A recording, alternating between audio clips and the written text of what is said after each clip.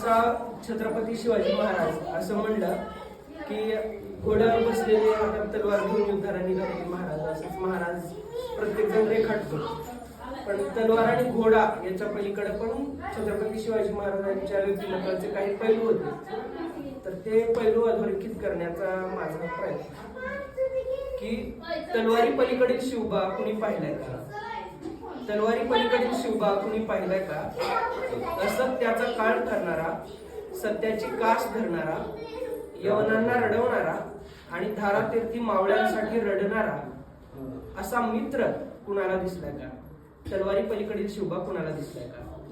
कुणब्या घरी भाकरी खाणारा, जाती व्यवस्थेवर प्रहार करणारा, स्त्री मुक्तीचा एल्गार पुकारणारा आणि 17व्या शतकात भारतीय लोकशाहीची पायाभरणी करणारा असा राजा कुणी पाहिलाय का, तलवारी पलीकडील शिवबा कुणी पाहिलाय का.